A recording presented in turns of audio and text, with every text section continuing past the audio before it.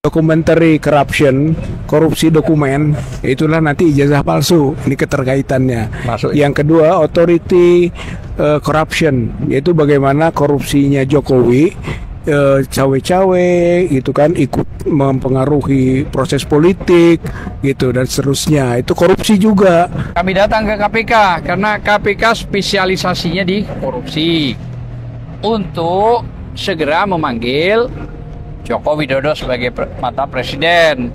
Cobalah diperiksa kebenaran itu. Telah diperiksa, baru Joko Widodo sebagai mantan presiden untuk mengklarifikasi. Tidak cukup diklarifikasi, melakukan proses gugatan, misalnya kepada OCCRP. Ya, Assalamualaikum warahmatullahi wabarakatuh. Ya, Alhamdulillah, kami tadi bertiga diterima di dalam, walaupun diminta 2, seharusnya 3 juga boleh, karena KPK ini kan dibangun dari uang rakyat, harusnya begitu. Tapi oke lah, kita ngalah. Yang pertama, tujuan kita ke sini ini yaitu membuat pengaduan atau dumas ya, soal masalah yang sekarang lagi ribut di dunia internasional, yaitu OCCRP, tentang tuduhan telak kepada Joko Widodo, mantan presiden yang ke-7 kita, bahwa dianggap dia korup terbesar nomor 2 ya di OCCRP. Nah, oleh karena itu kami dari TPUA menyayangkan berita itu. Dalam arti apa? Kami datang ke KPK karena KPK spesialisasinya di korupsi untuk segera memanggil Joko Widodo sebagai mantan presiden. Cobalah diperiksa kebenaran itu, karena rakyat ini merasa sakit hati juga kalau mantan presiden kita dituduh macam-macam gitu loh. Nah, dengan jalan kita mengajukan kepada KPK untuk segera dipanggil dan diperiksa. Nah, selanjutnya setelah diperiksa, baru Joko Widodo sebagai mantan presiden untuk mengklarifikasi. Tidak cukup diklarifikasi, melakukan proses gugatan, misalnya kepada OCCRP. Nah, itu yang paling utama dulu.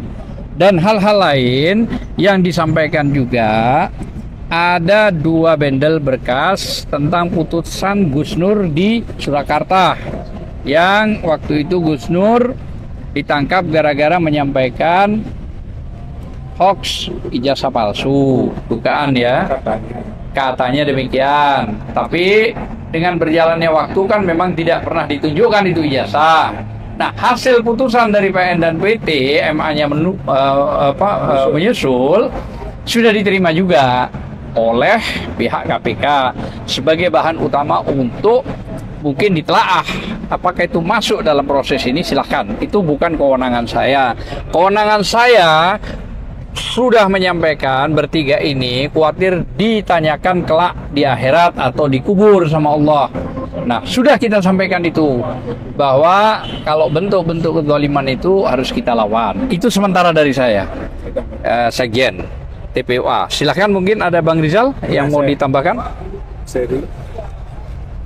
Terima kasih. Nah, karena keterkaitan itu kita jelaskan bahwa korupsi itu 3 jenis gitu. Jadi documentary corruption, korupsi dokumen, itulah nanti ijazah palsu. Ini keterkaitannya. Masuk. Yang kedua, authority corruption, yaitu bagaimana korupsinya Jokowi, cawe-cawe, gitu kan, ikut mempengaruhi proses politik, gitu dan seterusnya. Itu korupsi juga, gitu, sampai ke Gibran, putusan MK, itu bagian korupsi authority. Dan yang ketiga baru financial corruption, ya, korupsi finansial. Nah, ketika korupsi finansial kita kemukakan kaitan dengan rilisnya OCCRP. Itu kemukakan tuh soal PSN, sampaikan PSN yang PIK 2, BSD, gitu kan, itu korupsi itu di situ, ada kolusi, ada korupsinya, gitu. Oleh karena itu KPK harus melangkah, gitu, dari laporan itu, dari laporan kami ini TPUA. Dan yang keduanya yang berkaitan dengan satu lagi penyerahan berkas ya, enggak yang korupsi apa itu tadi tuh, korupsi finansial. Finansial. Ya, finansial itu termasuk yang di Colomadu itu. Gitu kita sampaikan itu bahwa di sana terjadi korupsi yang harus KPK melangkah. Gitu kan, soal hadiah rumah seluas 1,2 hektar. Jadi 2 kasus yang kita angkat di situ, kasus PSN, BSD PIK 2 dan kasus hadiah rumah di Colomadu. Itu yang paling gampang bagi KPK untuk melangkah gitu. Jadi kami sampaikan di samping itu masih banyak korupsi-korupsi lain Jokowi yang harus dibongkar. Tapi mulailah kalau KPK punya itikat baik, mulai dari situ, dari PSN dan korupsi di Colomadu. Saya kira itu yang tambahannya. Baik, saya juga sebetulnya kan berkeinginan berharap tadinya masuk bertiga. Cuman kan pengalaman dulu dengan Pak Amin Rais dan Pak Rijal Ramli ke sini sampai zaman Firly itu ribut kan. Apa susahnya? Dia bilang itu adalah protap. Loh, memang kami ke sana apa di sana kan nggak bikin keributan. Nah, ini saya mencurigai ya. Apalagi begini. KPK ini kan dibentuk oleh Joko Widodo di sisa masa pemerintahannya. Ini secara hukum kemarin saya mengutip Profesor Hendy Subiakto mengatakan bahwa ini tidak sah, ilegal. Ya kan, dan ini akan lakukan judicial review terhadap kepemimpinan KPK dan komisionernya ke MK yang baru. Kenapa? Kalau misalnya KPK tidak sah, berarti penetapan tersangka terhadap orang-orang yang dijadikan target misalnya, seperti Harso misalnya, itu juga tidak sah. Itu loh. Nah, oleh sebab itu akan lakukan judicial review. Dari tim TPU akan lakukan itu. Yang pertama. Yang kedua, terkait dengan korupsi yang dibantah oleh Jokowi. Kita melihat banyak misalnya contoh food estate. Food estate itu jelas-jelas korupsi ya di masa pemerintahan, dan itu ada tanggung jawab Jokowi yang dilakukan oleh Prabowo. Ya kan, sebagai Menhan, masa Menhan ngurusin pangan gitu loh, ya kan? Nah, itu kan kacau, ya kan, itu loh, ya. Itu salah kamar namanya kan gitu dia. Nah, jadi itu kemudian ada kerugian kerusakan hutan, illegal logging dan lain sebagainya, itu loh. Itu jelas, itu tanggung jawab Jokowi juga. Jadi bilang mana bukti, itu harus bukti. Dari sekian banyak bukti. Ditambah dengan misalnya hutang luar negeri. Pemerintah Jokowi ini kan bohong. Hutang luar negeri kita menurut teman-teman di DPR, Misbakun dan lain sebagainya itu sekitar 20.000 triliun lebih. Tetapi oleh Jokowi hanya sekitar 8.000 triliun. Ini kan berarti ada yang disembunyikan. Kemudian kita tanya, ya kan, komisi dan hutang itu 30% dikatakan oleh Profesor Sumitro, bapaknya Prabowo. Itu siapa yang terima itu loh. Nah, makanya kalau kemudian KPK seolah-olah kemarin memberikan pernyataan yang nggak blunder, seolah-olah mana buktinya ini kami datang. Jadi wahai KPK, kalau misalnya Anda tidak ini berarti memang kesimpulan kami bahwa KPK itu adalah sekarang ini seperti lembaga bantuan hukum Joko Widodo, itu tidak salah, ya kan? Oleh sebab itu kami akan tetap TPU akan berjuang terus, ya kan, bersama rakyat dan semua elemen bangsa agar supaya kita bersih. Kita malu kepada negara internasional. Kenapa investor ke IKN itu nggak mau? Karena mereka sudah dapat laporan bahwa Joko Widodo ini diduga terlibat dalam persoalan korupsi dan pelanggaran HAM. Pelanggaran HAM kita akan bawa ke PBB dan sebagainya, itu loh. Atau misalnya kepada kepolisian, misalnya contoh Kanjuruhan. Nggak ada perintah Jokowi itu memerintahkan terhadap korban yang penyuruhan.